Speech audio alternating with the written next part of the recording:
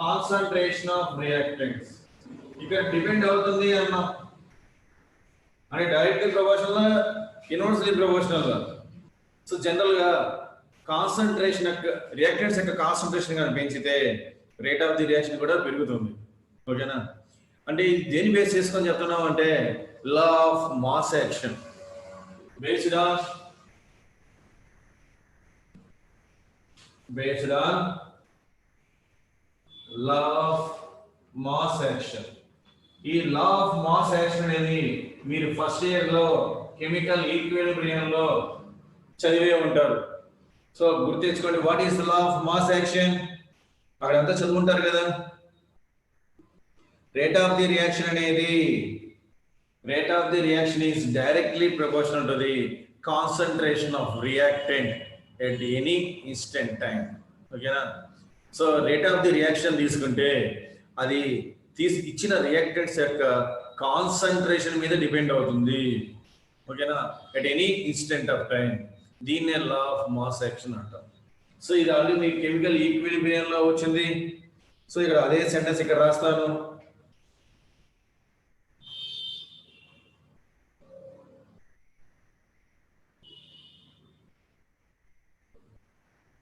Rate of the reaction directly proportional. Rate of the reaction directly proportional to the concentration of reactants. Okay na? So it was simple. Rate of the reaction directly proportional to the concentration of reactants. So bracket symbol ఏంటి? Concentration. So rate of the reaction directly proportional to the concentration of reactants. ఒకవేళ మనం concentration ఎప్పుడు use చేస్తాం? ఇచ్చింది solution అయితే, మరి gaseous state లో ఉంటే, లిక్విడ్ స్టేట్ లో ఉంటే ఇలా, మరి గ్యాసియస్ స్టేట్ లో ఉంటే ఎలా తీసుకుంటాము? అప్పుడు ప్రెషర్ తీసుకుంటాం. ఆక్వస్ స్టేట్ లో లేదా లిక్విడ్ స్టేట్ లో ఉంటే కాన్సంట్రేషన్ తీసుకుంటాం. లిక్విడ్ స్టేట్ లో ఉంటే కాన్సంట్రేషన్ తీసుకుంటాం. మరి గ్యాసియస్ స్టేట్ లో ఉంటే పార్షియల్ ప్రెషర్ ఆఫ్ రియాక్టెంట్స్ అంటాం. ఇక్కడ కాన్సంట్రేషన్ ఆఫ్ రియాక్టెంట్ బదులు పార్షియల్ ప్రెషర్ ఆఫ్ రియాక్టెంట్స్ అంటాం. సో ఇక్కడ రాస్తా, in case of gaseous reactants, in case of gaseous reactants, rate of the reaction directly proportional to the partial pressure of reactants. So gaseous reactants గా తీసుకుంటే అప్పుడు partial pressure ని consider చేస్తాము. ఓకేనా? So concentration of reactants మళ్ళీ ఒకసారి చెప్తారండి. ఇది సెకండ్ పాయింట్ ఫ్యాక్టర్స్ లో concentration of reactant. So according to law of mass action, rate of the reaction is directly proportional to the concentration of reactant. అది ఒక లిక్విడ్ స్టేట్ లో కూడా gaseous state లో ఉంటే దాని యొక్క రేట్ ఆఫ్ ది రియాక్షన్ అనేది పార్షియల్ రియాక్టెంట్స్ యొక్క పార్షియల్ ప్రెషర్ కి డైరెక్ట్లీ ప్రపోర్షనల్ గా ఉంటుంది. ఓకేనా? సో ఇది concentration of reactant. Next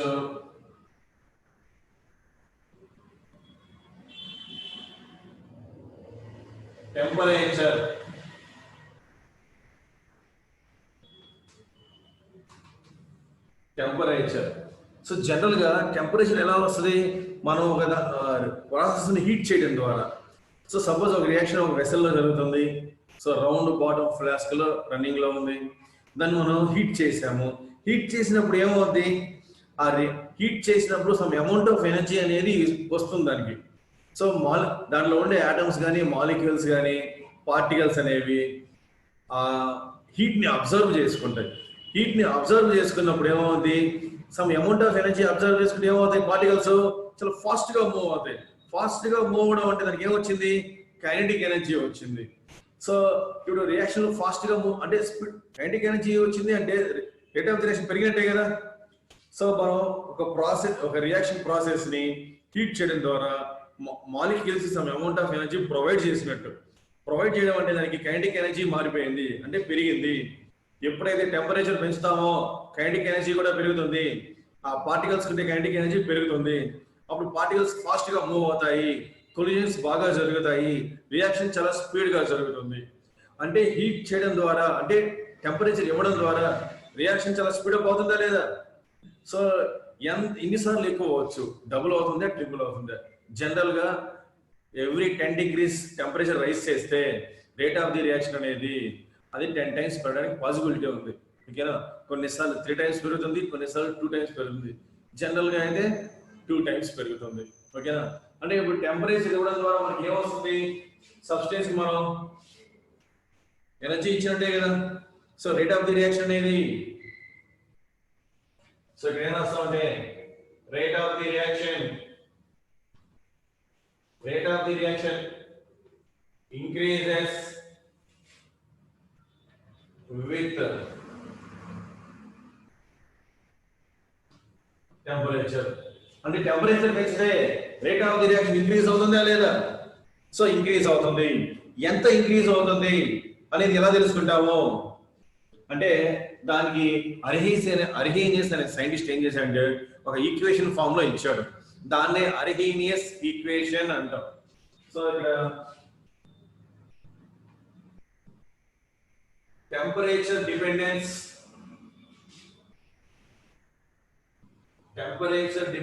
of rate of the reaction is given by Arrhenius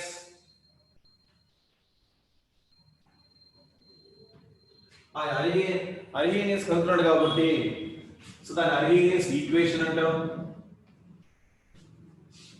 Arrhenius equation. So K equal to A into e power minus EAY RT.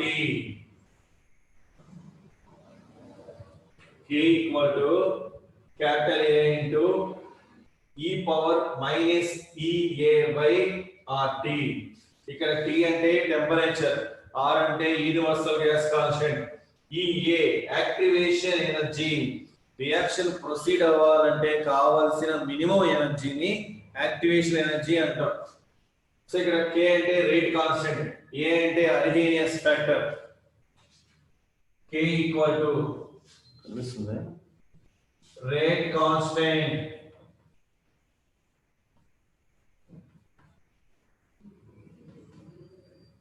EA activation energy.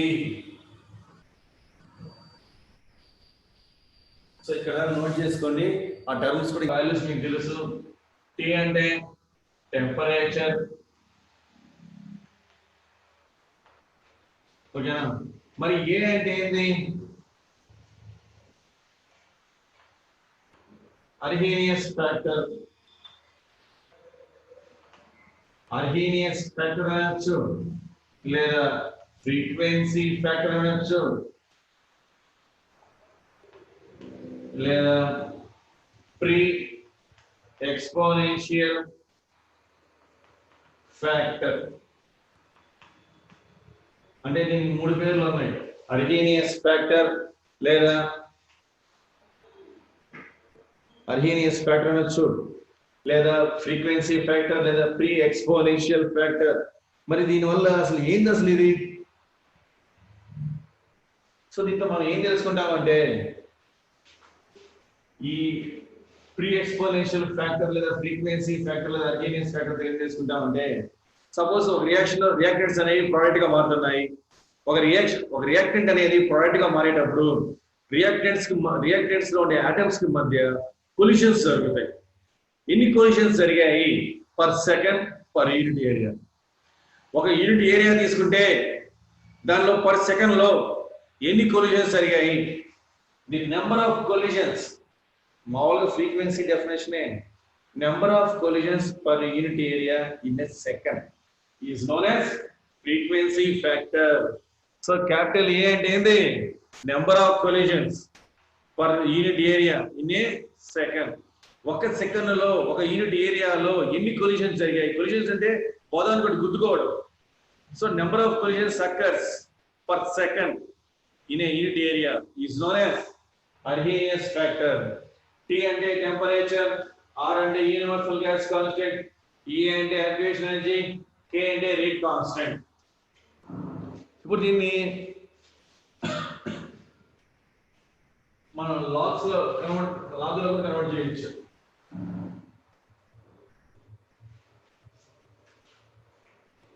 So ఇప్పుడు మన equation ఏంది? A equal to A into e power EA by RT. అవునా? ఇప్పుడు దీనికి ఏం చేస్తామంటే taking logarithm on both sides. So కొంచెం maths derivation వస్తుంది, కొంచెం జాగ్రత్తగా చూడండి. టేకింగ్ ఇక్కడ లాగ్ అంటే రెండు ఉన్నాయి, బేస్ ఈ, బేస్ 10. ఓకేనా? మనకు బేస్ ఇక్కడ ఈ ఉంది కాబట్టి ln వాడాలి.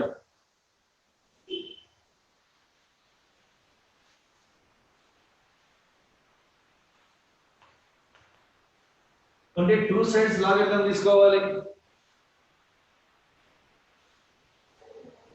సో టూ సైడ్స్ లాగ్ తీసుకుంటే taking logarithms on both sides, ఇటు సైడ్ లాగ్ తీసుకోవాలి, ఇటు సైడ్ లాగ్ తీసుకోవాలి. ఇక్కడ ఈలో ఉంది కాబట్టి బేస్ సి వాడాలి. లాగ్ బేస్ చూడండి, ఇది లాగే బేస్ సి, ఇది లాగే బేస్ 10. ఓకేనా? సో ఈ రెండింటిలో మనం బేస్ సిలో ఏముంది? ఇది దీన్ని లాగ్ బేస్ ఈ అంటాం, దీన్ని లాగ్ బేస్ 10 అంటాం. సో నేను లాగ్ బేస్ ఈ తీసుకుంటా.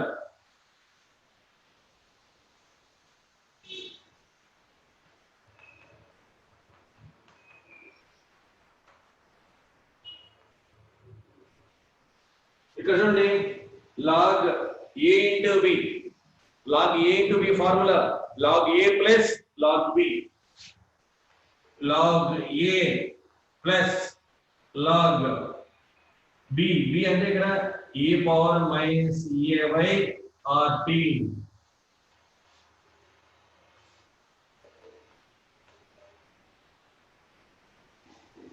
చూడండి, ఇక్కడ లాగ్ లో బేస్ ఈ ఉంది, ఈ ఉంది.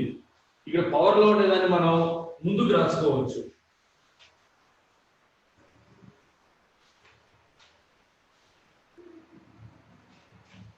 పవర్ లో ఉండేదాన్ని ముందుకు రాసుకుంటే ఏమవుతుంది? చూడండి, log K base e, log A base e minus E a power RT ముందుకు తీసుకొస్తాం. అంటే minus E a by RT log e base e. చూడండి, ఇక్కడ రెండు ఈక్వల్ అయితే దాని వాల్యూ 1. సో ఇక్కడ మనకి we know that log e base e equal to 1. అప్పుడు ఈ వాల్యూ ఏమవుతుంది? log k base e log a base e minus ea by rt. ఇదంతా 1 అయింది.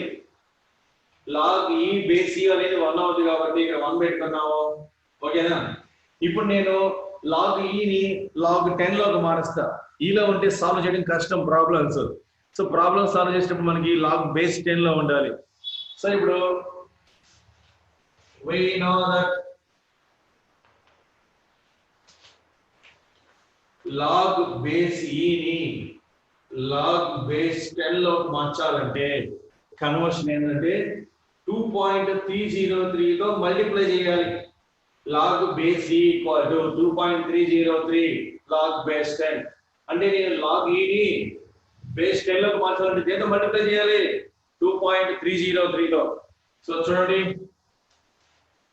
2.303 log base 10k equal to, so చూసారా, log e ని నేను log 10 గా రాసుకోవాలంటే ఏం చేయాలి?